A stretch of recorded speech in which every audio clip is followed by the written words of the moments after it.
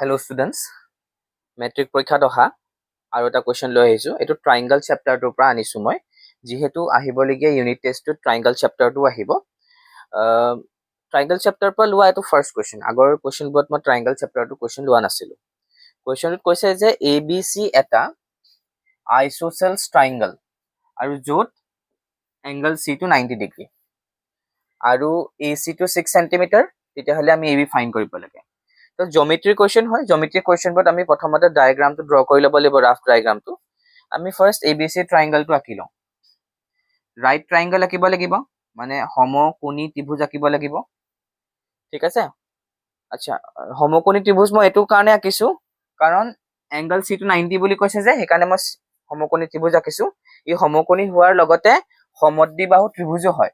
সমদ্বিবাহু ত্ৰিভুজ মানে আইচোচেলছ ট্ৰাইংগল, এনেকুৱা এটা ট্ৰাইংগল যাৰ দুডাল সাইড যদি ইকুৱেল হয়, দুডাল বাহু যদি সমান হয়, তাক আমি সমদ্বিবাহু ত্ৰিভুজ বুলি কওঁ। আচ্ছা, মই শেপটো ৰাইট ট্ৰাইংগলৰ নিচিনা লৈছো, কিয়? কাৰণ এটা এংগল 90 ডিগ্ৰী আছে আৰু ইয়াত মই C ল'ব লাগিব, কাৰণ তাত কৈ দিছো ন C এংগলটো 90, এইটো 90 ডিগ্ৰী এংগল। ইয়াত মই A লৈ লৈছো, ইয়াত মই B লৈ লৈছো। ঠিক আছে, তো এইটো হ'ল আমাৰ ৰাফ ফিগাৰটো। ঠিক আছে, যিহেতু এইটো সমদ্বিবাহু ত্ৰিভুজ হয়, তো এই দুডাল সাইড ইকুৱেল হ'ব। ঠিক আছে, এতিয়া তোমালোকে মোক সুধিবা এইডালৰ লগত কিয় ইকুৱেল নহলে? কাৰণ যিহেতু ইয়াত 90 ডিগ্ৰী হৈছে, 90 ডিগ্ৰী অপজিট সাইডডাল হাইপোটেনিউজ হয়, মানে কৰ্ণ, অতিভুজ হয়। অতিভুজডাল আটাইতকৈ দীঘল বাহু থাকে, সেইকাৰণে AB ডাল ইকুৱেল হ'ব নোৱাৰে ইহঁতৰ লগত। তো ইকুৱেল হলে এই দুডাল সাইডহে ইকুৱেল হ'ব, AC ইকুৱেল হ'ব BC লগত। ঠিক আছে, আৰু এইটো এংগল 90 ডিগ্ৰী, সেইটো আমাক কৈয়ে দিছে।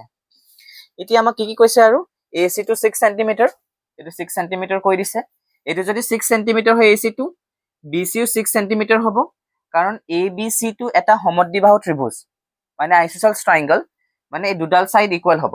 ঠিক আছে, আৰু আমাক আৰু একো দিয়া নাই। কি উলিয়াব লাগে? AB উলিয়াব লাগে।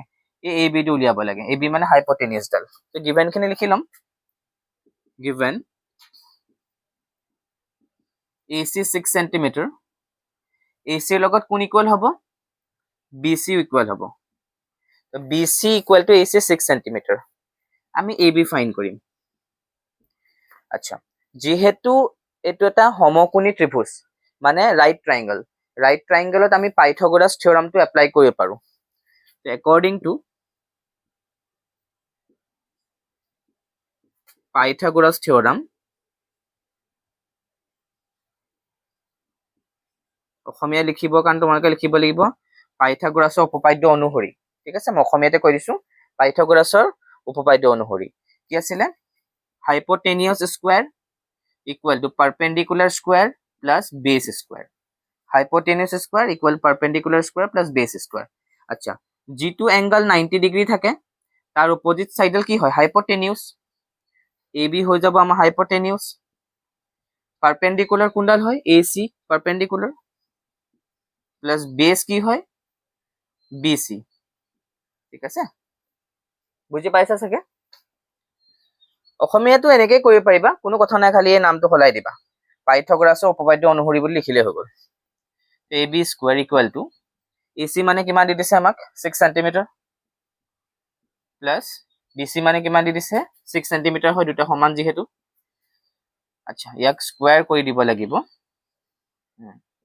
6ৰ স্কোয়াৰ 36 সেন্টিমিটাৰ স্কোয়াৰ, আকৌ 6ক স্কোয়াৰ কৰিলে 36 সেন্টিমিটাৰ স্কোয়াৰ, 36 36 72 সেন্টিমিটাৰ স্কোয়াৰ।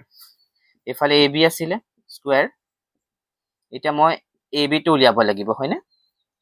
তো AB equal to root over the দিম 72 সেন্টিমিটাৰ স্কোয়াৰ। ইয়াত কৰিম